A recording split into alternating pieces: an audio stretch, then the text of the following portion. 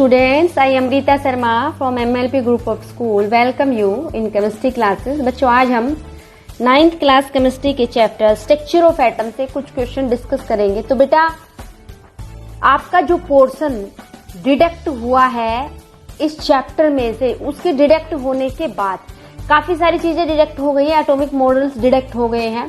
तो जो चीजें हमें डिस्कस करनी है, जो टॉपिक हमें डिस्कस करनी है वो देखिएगा। इलेक्ट्रॉन, प्रोटॉन, न्यूट्रॉन के बारे में हमें पढ़ना है, वैलेंसी के बारे में हमें पढ़ना है, केमिकल फॉर्मूला ऑफ कुछ कंपाउंड्स के हमें डिस्कस करने हैं, आइसोटोप्स एंड आइसोबार्स। ये टॉपिक है जो हमारे सिलेबस में रह गए हैं।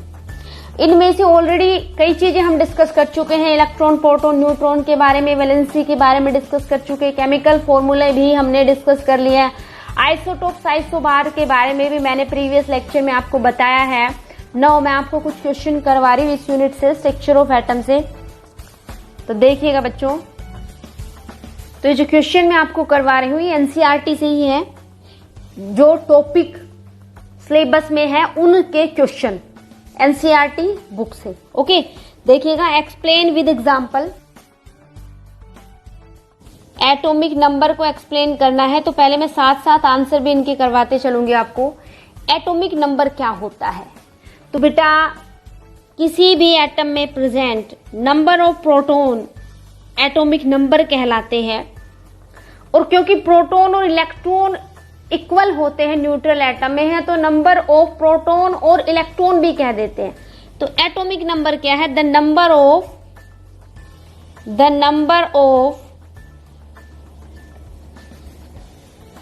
Protons, number of protons in an atom of an element. The number of proton in an atom of an element. एक एलिमेंट के, एक एटम में कितने प्रोटॉन प्रेजेंट है? The number of protons in an atom of an element is known as atomic number. Example के साथ समझाना है। तो बच्चों देखिएगा, for example atomic number of sodium is 11। इसका मतलब क्या है? It means sodium having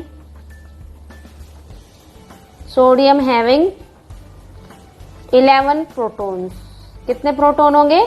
11 protons होंगे। ओके। सेकंड, इसने क्या एक्सप्लेन करवाया है? Mass number. मास नंबर क्या होता है? Mass number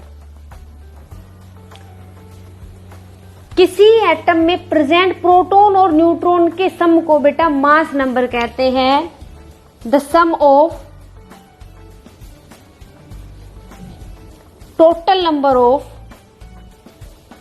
total number of protons and neutrons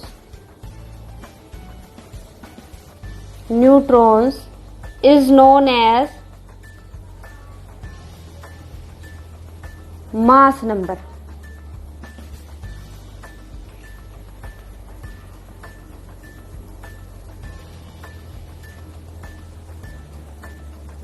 The sum of total number of proton and neutron is known as mass number. किसी atom में प्रेजेंट प्रोटॉन और न्यूट्रॉन के sum को मास number कहते हैं।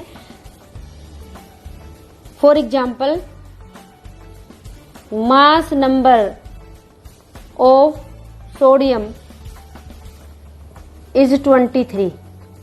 तो ये जो 23 है ये किसका सम है? प्रोटॉन प्लस न्यूट्रॉन का।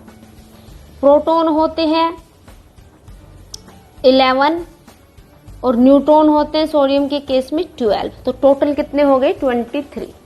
ठीक है। प्रोटॉन और न्यूट्रॉन के सम को क्या कहते हैं? मास नंबर कहते हैं। The sum of total number of proton and neutron in an atom is known as mass number. तो सोडियम के केस में मास नंबर 23 है, जिसमें से 11 प्रोटॉन है और 12 क्या है? न्यूट्रॉन है। नेक्स्ट देखिएगा, जो टर्म डिफाइन करवाई है। नंबर 3, आइसोटोप्स, ये हम पहले भी डिस्कस कर चुके हैं। एक ही एलिमेंट के ऐसे एटम जिनका एटॉमिक नंबर सेम है, मतलब प्रोटॉन उनमें सेम है, बट एटॉमिक मास अलग है, मतलब प्रोटॉन और न्यूट्रॉन का सम अलग अलग है। Atoms of same element, atoms of same element having same atomic number, same atomic number but different mass number. Mass number means proton और न्यूट्रॉन का सम। एक ही एलिमेंट के एटम जिसमें प्रोटॉन तो सेम है बट मास नंबर अलग अलग है। फॉर एग्जाम्पल, कार्बन के दो बहुत इंपॉर्टेंट आइसोटोप्स है, दोनों में इलेक्ट्रॉन तो प्रोटॉन और इलेक्ट्रॉन तो 6 है, मास एक का 12 होता है, एक का 14, तो ये एक दूसरे के आइसोटोप। ये नीचे तो मैंने एटॉमिक नंबर लिखा है, मतलब प्रोटॉन लिखे और ऊपर एटॉमिक मास। ऐसे ही आपका हाइड्रोजन के 3 आइसोटोप्स हैं, एक का मास होता है 1, एक का होता है 2, एक का होता है 3 और इनका एटॉमिक नंबर 1, 1 और 1 होता है। एक एटॉमिक नंबर है 1 तो उसको हम प्रोटियम कहेंगे। एटॉमिक नंबर इसका भी 1 है, इसका भी 1 है। अगर एटॉमिक मास 2 है तो ड्यूटेरियम और एटॉमिक मास 3 है तो ट्रीटियम। इसको हम डी से भी लिख देते हैं, डी से, और इसको टी से लिख देते हैं ट्रीटियम, और इसको एच से लिख देते हैं। ऐसे भी लिख सकते हैं आप 1 2 3। प्रोटियम, ड्यूटेरियम और ट्रीटियम ये तीनों हाइड्रोजन के आइसोटोप्स हैं। इनमें प्रोटॉन सब में 1 1 1 है और जो मास है वो एक का 1 है, एक का 2 है और एक का 3 है। ओके, नेक्स्ट डेफिनेशन जो पूछ रखी है, आइसोबार्स को डिफाइन करना है। तो आइसोबार्स अलग अलग एलिमेंट के एटम है जिनका एटॉमिक नंबर डिफरेंट होता है बट एटॉमिक मास सेम होता है। इसके रिवर्स आइसोटोप्स के atoms of different element, atoms of different elements having same atomic mass, same atomic mass, same atomic mass but different atomic number। Atomic number अलग अलग हो लेकिन एटॉमिक मास सेम हो। इसका एग्जांपल देखिएगा, आर्गन, पोटाशियम, कैल्शियम, इनके मास सबके हैं 40 40 40 और एटॉमिक नंबर 18 19 और 20। ये एक दूसरे के क्या है, आइसोबार्स है। इनका एटॉमिक मास सेम है और एटॉमिक नंबर क्या है बच्चों, डिफरेंट है। ओके, दोनों डेफिनेशन बहुत इंपॉर्टेंट है आइसोटोप्स और आइसोबार्स की। और बेटा नेचर में या किसी कंपाउंड में इनकी जो परसेंटेज है वो अलग अलग होती है, तो उस पर हम न्यूमेरिकल भी करेंगे। आइसोबार्स पे आगे किसी क्वेश्चन में हम न्यूमेरिकल भी करेंगे। नेक्स्ट क्वेश्चन देखिएगा बेटा, Na positive has completely filled K and L cells, explain. Na positive has completely filled K and L cell, explain. तो बेटा जो Na जो सिंबल होता है वो सोडियम का होता है, Na सोडियम का सिंबल है।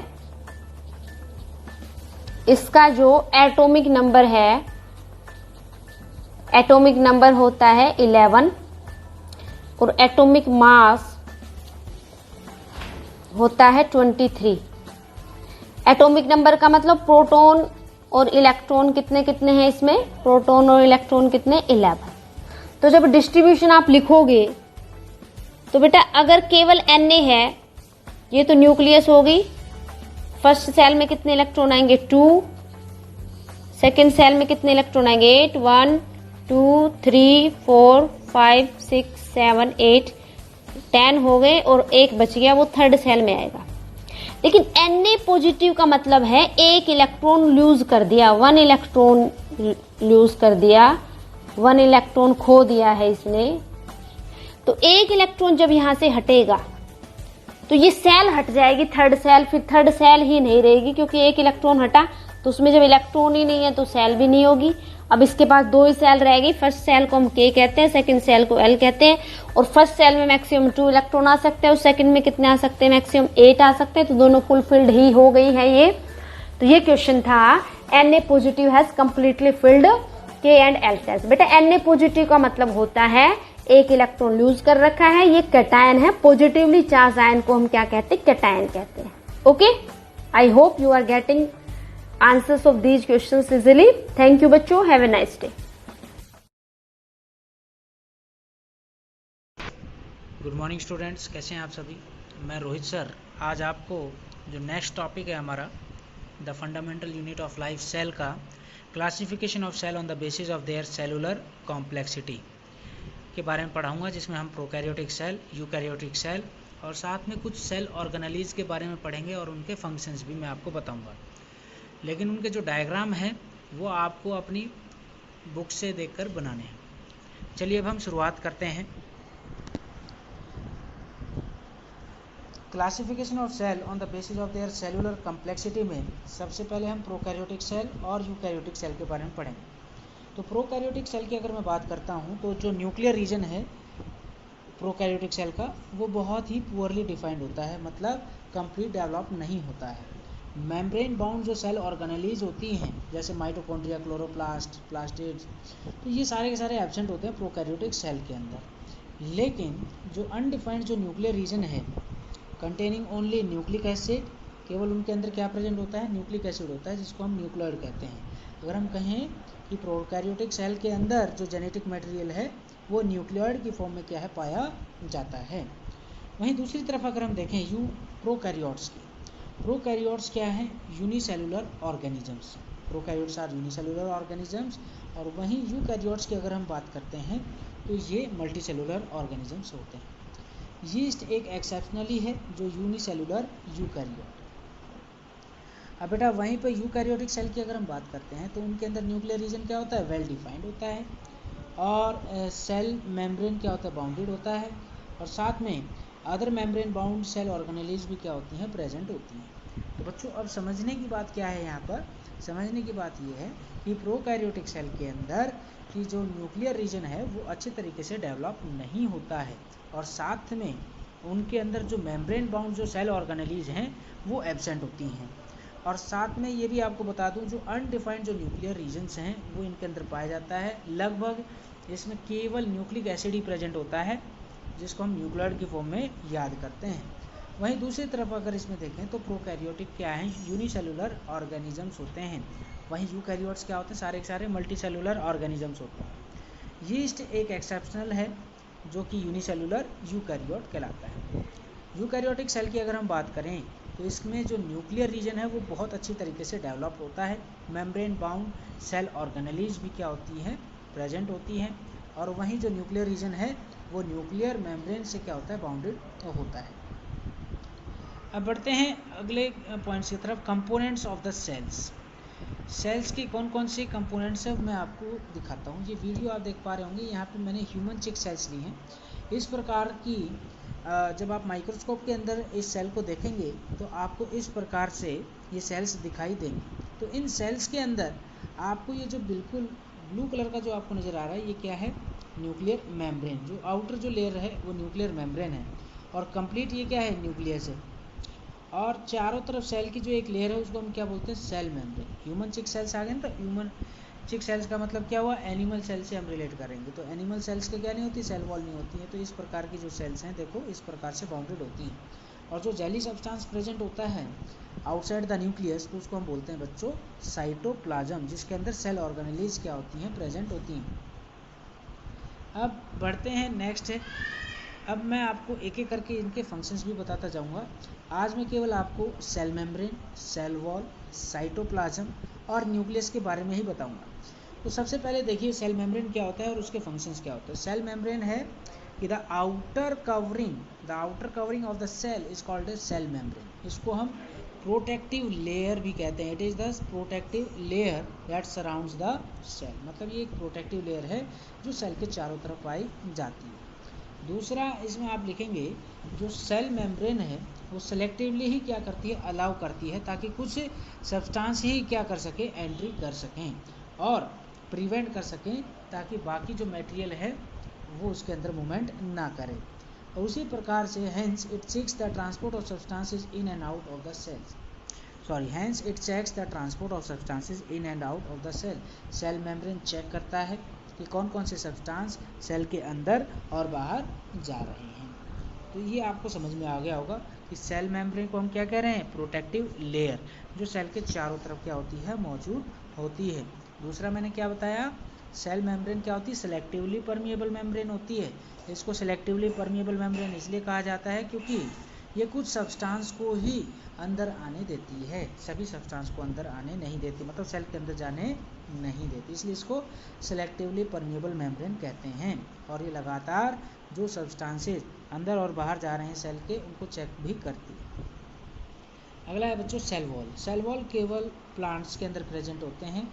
ये एक्स्ट्रा प्रोटेक्टिव कवरिंग होती है पॉलीसैकेराइड की। सेलुलोज क्या होता है, इसके अंदर प्रेजेंट होता है। सिंपल सी बात है कि प्लांट की जो आउटर बिल्कुल जो लेयर होती है उसको हम बोलते हैं सेल वॉल, इसको हम प्रोटेक्टिव लेयर कहते हैं। और साथ में आपको बता दूं ये सेलुलोज की बनी हुई होती है। इनके अंदर क्या होते हैं, सेल वॉल होते हैं। It is called the cell wall. क्यों कहा जाता है, क्योंकि ये प्लांट सेल्स को प्रोटेक्ट करती है, ताकि जो एनवायरनमेंट में लगातार जो चेंजेस होते रहते हैं उससे क्या कर सके, इनको प्रोटेक्ट कर सके। अब है नेक्स्ट जो टॉपिक है आपका बच्चों यहाँ पर, the functions of cytoplasm. Cytoplasm के फंक्शंस क्या है आपको बताने हैं। तो साइटोप्लाज्म के फंक्शंस अगर मैं आपको बताऊं तो ये क्या होता है, जेली लाइक सब्सटेंस है, ये सेल मेम्ब्रेन और न्यूक्लियस के बीच में क्या है, पाया जाता है। सेल मेम्ब्रेन और न्यूक्लियस के बीच में क्या है, ये पाया जाता है। It contains various cell organelles, इनके अंदर बहुत सारी सेल ऑर्गेनेलीज प्रेजेंट होती हैं, जैसे माइटोकॉन्ड्रिया, गोल्गी बॉडीज और लाइजोसोम्स। मैंने आपको क्या बताया, साइटोप्लाज्म के अंदर ये एक जेली लाइक सब्सटेंस होता है जो सेल मेम्ब्रेन और न्यूक्लियस के अंदर पाया जाता है। और साथ में इनके अंदर बहुत सारी सेल ऑर्गेनेलीज होती हैं, जैसे माइटोकॉन्ड्रिया, गोल्गी बॉडीज और लाइजोसोम्स। और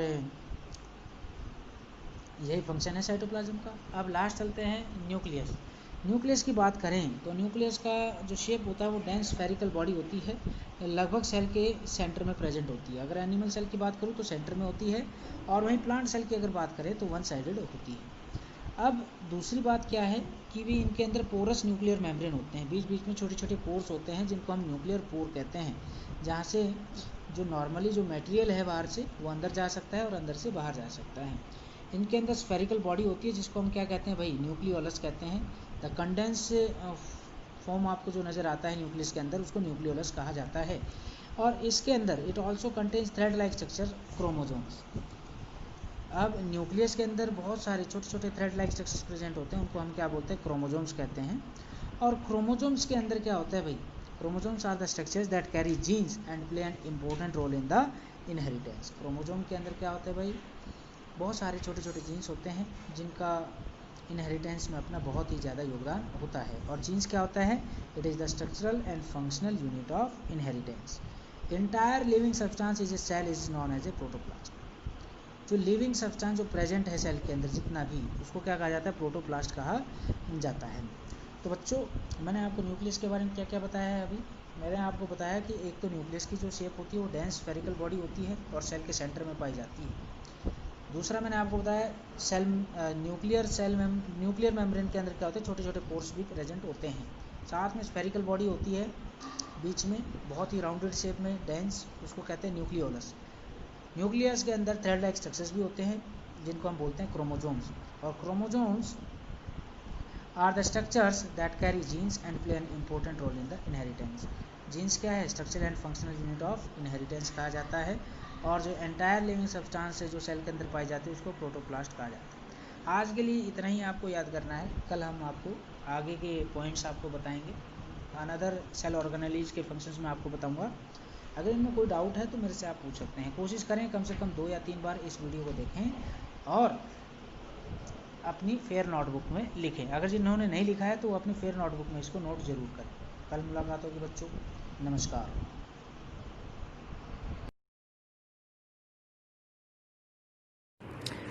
गुड मॉर्निंग स्टूडेंट्स। बेटा आज हम करेंगे पार्ट 11 सेवइये रसखान के जो सेवइये थे उनके प्रश्न उत्तर। तो प्रश्न उत्तर में पहला प्रश्न है हमारा, ब्रज के प्रति कवि का प्रेम किन किन रूपों में अभिव्यक्त हुआ है। कि ब्रज भूमि के प्रति जो कवि का प्रेम है वो किस किस रूप में प्रकट हुआ है, कि उन्होंने क्या क्या बोला है कि अगर मैं अगला जन्म लूं तो मैं क्या बनूं। तो कवि की इच्छा है कि यदि वह मनुष्य जन्म पाए तो गोकुल का निवासी हो, कि यदि वह मनुष्य जन्म पाए तो क्या हो, गोकुल का निवासी हो। पशु बने तो नंद की गायों के बीच में चरे, और यदि पत्थर हो तो कृष्ण द्वारा उठाए गोवर्धन पर्वत का हो, और यदि पक्षी का जन्म पाए तो उसकी अभिलाषा यमुना के तट पर स्थित कदम की डाल पर बसेरा करने की है, जिसके नीचे कृष्ण बंसी वादन करते हैं। तो यहाँ पर उनका प्रेम है वो किन किन रूपों में अभिव्यक्त हुआ है, कि उनका प्रेम है कि अगर वो मनुष्य के रूप में जन्म लेते हैं तो वो गोकुल के निवासी बने, यानी गोकुल वहाँ ग्वाले बने, वहाँ के पशु के रूप में ले तो नंद बाबा की गायों के बीच में चरे। अगर वो पत्थर भी बनते हैं तो वो उस पर्वत का पत्थर बनना चाहते हैं जो श्री कृष्ण ने अपनी उंगली पर उठाया था।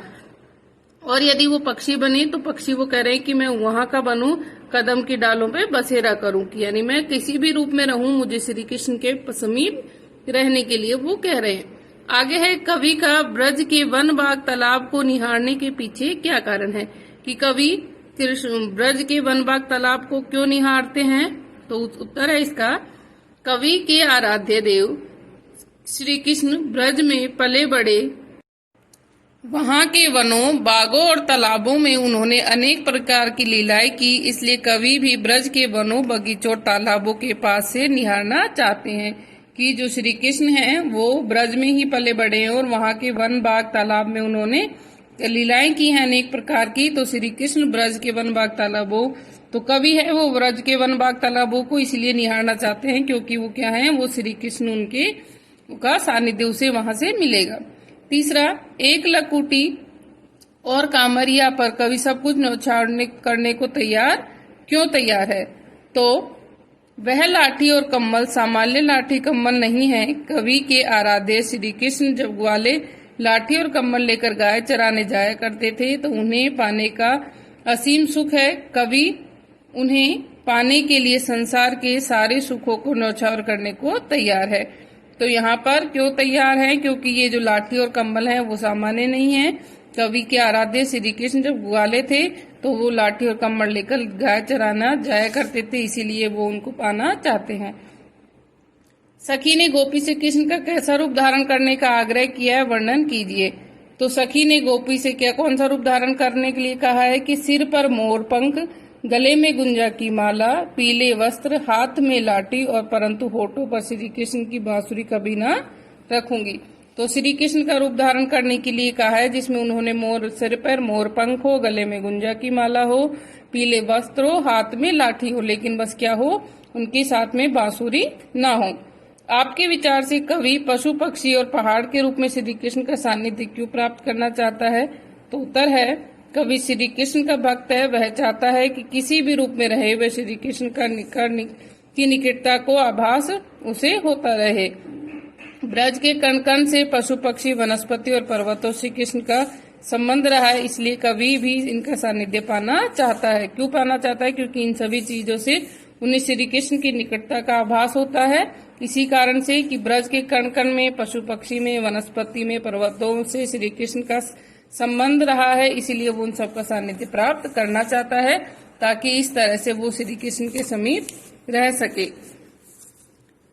चौथे सेवई के अनुसार गोपियां अपने आप को विवश क्यों पाती हैं। तो उत्तर है, श्री कृष्ण के मुखमंडल में अनोखा आकर्षण है, लोग उनकी ओर खींचे चले आते हैं। विशेषकर जब वे मुस्कुराते हैं तो गोपियों का मन वश में नहीं रह पाता, उनसे उनकी मुस्कानें झेली नहीं जाती और वो विवश होकर उनकी ओर आकर्षित हो जाती हैं। तो क्यों विवश हो जाती हैं, क्योंकि जो श्री कृष्ण है उनका मुखमंडल इतना आकर्षक है कि सभी लोग उनकी ओर खींचे चले आ जाते हैं, और इसी कारण से वो उनके मुस्कुराए बिना वो नहीं रह पाते। भाव स्पष्ट कीजिए। कोटि के कल धौत के धाम करेल कुंज ऊपर वारू। तो प्रस्तुत पंक्ति का भाव है कि श्री कृष्ण के सौंदर्य के समक्ष संपूर्ण ब्रज ठगा सा रह गया है वहां के निवासी किसी की बात को नहीं सुनते। मायरी व मुख में मुस्कानी सम्हारी न जही न जही न जही। तो प्रस्तुत पंक्ति का आशय है कि जब श्री कृष्ण गोपी की ओर देखकर मुस्कुराएंगे तो उस समय उत्पन्न होने वाले आनंद को संभालना असंभव हो जाएगा। कालिंद कुल कदम की डारिन में कौन सा अलंकार है बेटा? देखो, क्योंकि क्या वर्ण की आवृत्ति बार बार हो रही, तो कौन सा अलंकार है? अनुप्रास अलंकार। आगे है काव्य सौंदर्य स्पष्ट कीजिए। या मुरलीधर की अधरान धरी अधरान धरियो। तो इसका काव्य सौंदर्य है कि यहाँ श्री कृष्ण के प्रति गोपियों के अनन्य प्रेम के साथ उनकी मुरली के प्रति ईर्ष्या को भाव को प्रकट किया गया है। सोतिया डाह के कारण वे मुरली धारण नहीं करना चाहते। अधरान धरी अधरान धरियो, यहाँ पर यमक अलंकार है। पहले अधरान का अर्थ है होठों पर रखी हुई और दूसरे का है होठों पर नहीं। भाषा में माधुर्य गुण संपन्न है। भाषा में माधुर्य गुण संपन्न, यानी भाषा कौन से भाव की है? माधुर्य गुण की। लास्ट इसमें प्रस्तुत सेवइयों में जिस प्रकार ब्रजभूमि के प्रति प्रेम अभिव्यक्त हुआ है, उसी तरह आप अपनी मातृभूमि के प्रति अपने मनोभाव को अभिव्यक्त कीजिए। तो ये इस प्रश्न का उत्तर आप अपने आप से लिखेंगे। Thank you.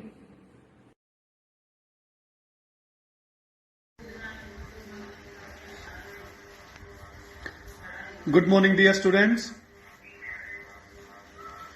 Here, Hiral sir from MLP International School, Rajpura. I hope that you will be fine. Now again, welcome in English class in the textbook of Beehive of class 11th, and we are doing our 6th chapter, My Childhood. Okay, let us start, beta.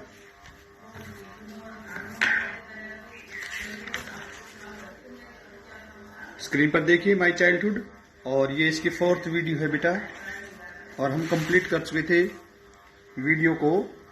हमारा passage number 4।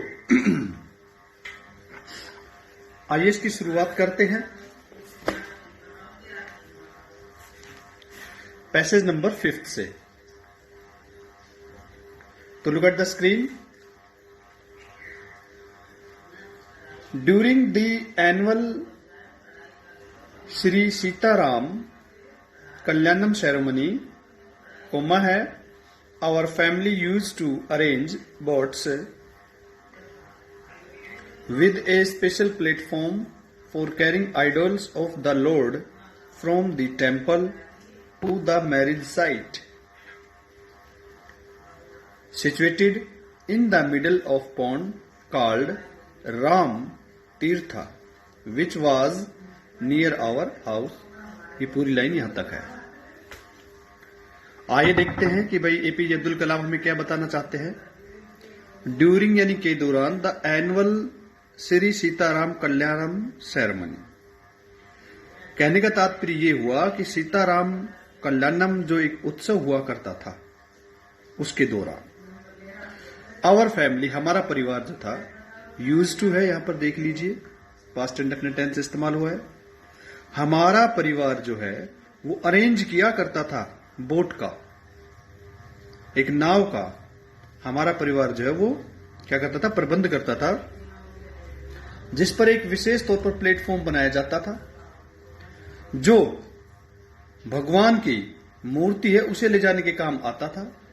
From the temple, मंदिर से, to the marriage site, जहां पर विवाह समारोह होता था, वहां से। Situated in the middle of pond, जो कि उस तालाब के मध्य में स्थित था। कॉल्ड, जिसे पुकारा जाता था राम तीर्था, यानी Ram Tirtha. Which was near our house, जो हमारे घर के बिल्कुल नजदीक था। कहने का मतलब क्या हुआ? कहने का मतलब ये हुआ बेटा, मुस्लिम होते हुए भी एपीजे अब्दुल कलाम का परिवार जो है वो एक नाव का प्रबंध किया करता था, जिस पर भगवान की मूर्ति जो है वो मंदिर से मैरिज साइट पर लाई जाती थी, और इसे राम तीर्थ के नाम से पुकारा जाता था। आगे बढ़ते हैं। Events from the Ramayana and from the life of prophet which were the bedtime stories my mother and grandmother would tell the children in our family. ये चीजें हम सभी देख चुके हैं क्या? रामायण, इवेंट्स फ्रॉम रामायण यानी रामायण की घटना, and from the life of prophet या पैगंबर के जीवन से संबंधित कोई कहानियां थी, were the bedtime story, रात को सोते वक्त ऐसी कहानियां, यानी राम के जीव रामायण से, या हम कहेंगे कि पैगंबर। पैगंबर कौन होता है बेटा? पैगंबर होता है वो जो हम कहेंगे कि भाई जो मस्जिदों के अंदर उपदेश वगैरह देते हैं, उनके बारे में कहानी रात को सोते वक्त मेरी मां और मेरी दादी मां ये बच्चों को, हमारे परिवार के जितने बच्चे थे, रात के वक्त उनको सुनाया करती थी। क्योंकि बेटा पुराने टाइम के अंदर जितने भी परिवार के सदस्य थे, उस समय घर में टीवी वगैरह नहीं होता था, तो बच्चों के मनोरंजन के लिए उन्हें हम ये कहेंगे कि भाई कहानी वगैरह सुनाने का काम किया जाता था। तो मैं समझता हूं समझ में आ गया होगा। पैसेज नंबर 6 हमारे पास है। One day when I was in the 5th standard at the Rameswaram elementary school. बताया गया कि एक दिन जब मैं 5वीं कक्षा में रामेश्वरम के प्राइमरी स्कूल में पढ़ता था, एलिमेंट्री यानी प्रारंभिक कक्षा में जब मैं पढ़ता था, a new teacher came to our class. तो 5वीं कक्षा की बात है, कहते हैं कि नए अध्यापक हमारी कक्षा में आए। I use to wear a cap, फिर यूज टू आया हमारे पास पास्ट हैबिचुअल सेंटेंस को। आई यानी एपीजे अब्दुल कलाम के लिए। एपीजे अब्दुल कलाम कह रहा है बेटा कि मैं एक टोपी पहना करता था, विच मार्क्ड मी एज ए मुस्लिम, जो ये दर्शाती थी कि भाई मैं एक मुस्लिम बच्चा हूं। And I always sat in front row next to Ramanand Shastri, और मैं हमेशा से सामने वाली जो कतार है बिल्कुल रामानंद के पास बैठा करता था। हु वोर ए स्कारड थ्रेड, जो कि एक हम कहेंगे पवित्र धागा पहने हुए थे, जिसे आप जनेऊ भी कह सकते हो। The new teacher could not stomach a Hindu priest son sitting with a Muslim boy. अब वो जो नया अध्यापक जो था, वो इस बात को नहीं सहन कर सका कि एक हिंदू पुजारी का लड़का जो है एक मुस्लिम बच्चे के साथ बैठा। In accordance with our social ranking as new teacher site. APJ Abdul Kalam बताते हैं जैसा कि हमारा ये एक सामाजिक दर्जा था, और उस नए अध्यापक ने देखा, क्या देखा? एक मुस्लिम बच्चा एक पुजारी के बच्चे के साथ बैठा हुआ है। I was asked to go and sit on the back bench. मुझसे कहा गया कि आप यहां से खड़े हो जाइए और पीछे की बेंच पर बैठ जाइए।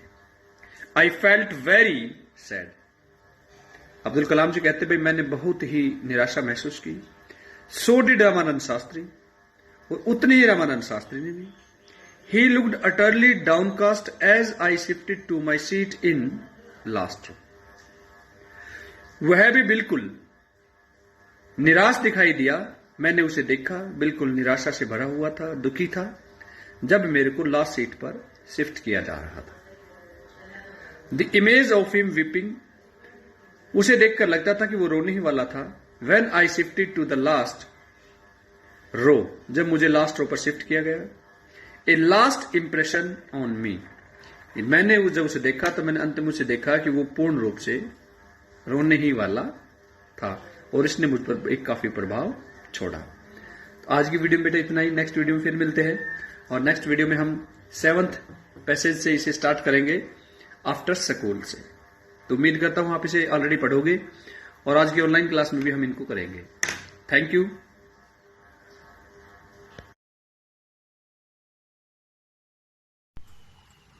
Hello students, good morning everyone. Myself Jyoti ma'am, your maths teacher. Let's start today our maths class. Chapter 12, 12.1 exercise. In previous class we are doing question number 3rd, and today we are start question number 4th. Question number 4th है find the area of triangle, two sides of which are 18 centimeter and 10 centimeter and the perimeter is 42 centimeter. हमें area of triangle find करना है bye Heron's formula. उसकी 2 sides given है हमें triangles की and parameter given है. सबसे पहले हम दोनों साइड्स को और पैरामीटर का यूज करके फाइंड करेंगे थर्ड साइड. पैरामीटर क्या होता है? Parameter of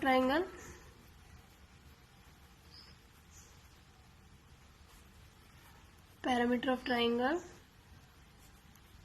equals to 42 centimetre given है. फॉर्मूला क्या होता है? A plus B plus C sum of all sides equals to 42. A given है 18 सेंटीमीटर, बी गिवन है हमें 10 सेंटीमीटर प्लस सी फाइंड करेंगे 42. 18 plus 10 28 plus c is equal to 42. Then c is equal to 42 minus 28. Minus करने पर आ गया हमारे पास 14 सेंटीमीटर. तो थर्ड साइड आ गया हमारे पास 14 सेंटीमीटर. अब हम क्या लेंगे? एस क्या होता है? Semi parameter. सेमी पैरामीटर क्या होता है? पैरामीटर का हाफ, या मतलब ए plus B plus C bye 2.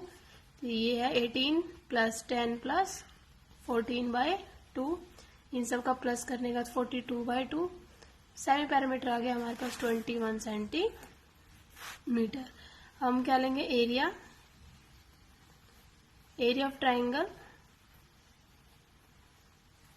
Area of triangle क्या होता है? S minus A, S minus B and S minus C. S हमारे पास semi parameter and A and B and C are sides of triangle. Put करेंगे value 21 minus 18, 21 minus 10 and 21 minus 14. Minus करने पर आ गया 21 इंटू 3 इंटू 10 इंटू में 7. अब इनको ब्रेक करेंगे हम.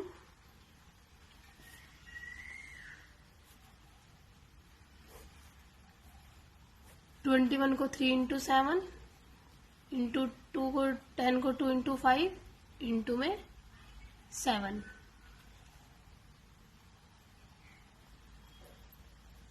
सॉरी यहाँ पर क्या आएगा? 11. इसको जब 21 में से 10 को माइनस करेंगे हमारे पास क्या आएगा? 11 आएगा. तो 11 एज इट इज रहेगा, 11 के फैक्टर नहीं होंगे. अब 7 क्या हो रहा है? हमारा रिपीट हो रहा है. तो ये तो क्या आ जाएगा? रूट के बाहर. एंड 11 3 जा 33. ये हमारा क्या आ जाएगा? 3 इंटू 7 21 इंटू में 3 भी है. सॉरी मिस्टेक हो गई है थोड़ी. 3 इंटू 7 ये 3, 11 इंटू में 7. 3 भी रिपीट और 7 भी हमारा रिपीट है. तो ये रूट के बाहर एंड 11 रूट के अंदर दिया गया 21 रूट 11 सेंटीमीटर स्क्वायर. ये क्या आ गया हमारा? Area of triangle. Next question है हमारा question number 5. Side of a triangle are in the ratio of 12, ratio 17, ratio 25 and its parameter is 40 centimetre. Find its area. तो हमें साइड्स ऑफ ट्राइंगल गिवन है, तो पैरामीटर गिवन है. Parameter लेंगे हम. सबसे पहले लेट बी साइड. साइड्स क्या हो जाएंगे हमारे पास? 12x, 17x and 25x. अब हम क्या लेंगे? P का मतलब क्या है? पैरामीटर. पैरामीटर हमारे पास क्या है? 540 centimetre. Then 12x plus 17x plus 25x equals to में 540. इन सबको प्लस करेंगे हम. 12 17 कितना हो जाएगा? 29 प्लस में 25 को प्लस करेंगे 54. ये आ गया 54x इज इक्वल टू में 540. Then x is equal to 540 upon में 54. कैंसिल करने पर हमारे पास क्या आ गई? x की वैल्यू 10. तो साइड्स क्या क्या हो जाएंगे हमारे पास? 12x गिवन है, वो 12 इंटू 10 120 सेंटीमीटर. नेक्स्ट गिवन है हमारे पास 17x, वो 17 इंटू में 10 170 सेंटीमीटर। एंड नेक्स्ट है हमारे पास 25x, 25 इंटू में 10 इज इक्वल टू में 250 सेंटीमीटर। अब साइड्स आ गए हमारे पास। अब हम क्या लेंगे, एस क्या होता है, semi parameter. S semi parameter क्या है, 540, 540 का हाफ कर देंगे, सेमी पैरामीटर क्या आ जाएगा, 240 सेंटीमीटर। अब हम लेंगे एरिया। एरिया क्या होता है, वही हेरोन्स फॉर्मूले से s minus A, S minus B and S minus C. S है हमारे पास 270, 270 माइनस में फर्स्ट हमारे पास साइड है 120, 270 माइनस में सेकंड है 170 एंड थर्ड एक्सरसाइज है हमारे, थर्ड साइड है हमारे पास 270 माइनस में 250। अब इसको सोल्व करना है सिर्फ हमें। 270 माइनस 120 0, 5 1 150, 270 माइनस में 170 100 इंटू में 270 माइनस में 250 ओनली 20। अब इसको ब्रेक करेंगे हम। 270 को 27 इंटू में 10, 15 को 15 इंटू में 10, 100 को 100 इंटू 10 इंटू में 10 और 20 को 2 इंटू में 10। देखो पहले 10 कितने टाइम है, 1 2 3 4 5, तो 5 टाइम में से 4 टाइम जब हम 10 को पेयर बनाएंगे, एक पेयर ये बनेगा और एक पेयर ये, तो 100 क्या आ जाएगा, बाहर आ जाएगा। 27 को कैसे लिखेंगे, 3 3 इंटू में 3, 15 को 3 5 जा 15 इंटू में 2 और एक 10 रहता है उसको भी 2 इंटू 5, 100 बार। देखो ये 3 का पेयर, ये भी 3 का पेयर है, 2 का पेयर और ये भी क्या है, 5 का पेयर है। तो हम इसको रूट के बाहर ही लिख सकते हैं, 100 इंटू में 3 इंटू में 3 इंटू में 5 इंटू में 2, 2 5 जा 10, 10 3 जा 30, 33 जा 90 और 90 को जो 100 से मल्टीप्लाई करेंगे तो 9000 सेंटीमीटर स्क्वायर। ये इस ट्राइंगल का क्या आ जाएगा हमारे पास, एरिया आ जाएगा complete by Heron's formula. Next है हमारे पास question, an isosceles triangles have parameter 30 centimetre, each equal side is 12 centimetre, find the area of triangle. Isosceles triangle है हमारे पास, इसमें 2 साइड्स आर इक्वल, तो उसमें साइड्स गिवन है A equals to 12 centimetre, B equals to 12 centimetre and parameter given है P4, parameter से denote कर रहे हैं हम इसको 12 सेंटीमीटर। पहले थर्ड साइड फाइंड करेंगे हम इसकी। पैरामीटर इज इक्वल टू में 30 सेंटीमीटर गिवन है पैरामीटर, तो पैरामीटर क्या होगा, A plus B plus C is equal to में 30, तो ये आ गया C is equal to 30 minus में 24 6 सेंटीमीटर। अब हम एरिया लेंगे, एरिया ऑफ ट्राइंगल एस क्या है हमारे पास, सेमी पैरामीटर निकाल लेते हैं। एस इज इक्वल टू में पैरामीटर का हाफ, 2 से कैंसिल करेंगे कितना आ जाएगा एस, 15 सेंटीमीटर। तो एस क्या है 15। नेक्स्ट क्या लेते हैं, 15 minus A, 15 minus B and 15 minus C, C का मतलब थर्ड साइड। अब इसके रूट को सोल्व करेंगे, 15 माइनस 12 3, 15 माइनस 12 3, 15 माइनस 6 9, 15 को 3 5 जा 15 इंटू में 3 इंटू में 3, 9 को 3 इंटू 3। अब देखो ये 3 का पेयर बन रहा है हमारे पास, ये भी 3 का पेयर है, तो 3 इंटू 3 बाहर आ जाएगा रूट के, 3 and 5 विदाउट पेयर के, तो ये 15 रूट के अंदर, तो इसका क्या आ जाएगा 9 रूट 15 सेंटीमीटर स्क्वायर्स। तो इस तरह से हमने सभी क्वेश्चंस को सोल्व किया बाय हेरोन्स फॉर्मूले से। Okay, thank you class.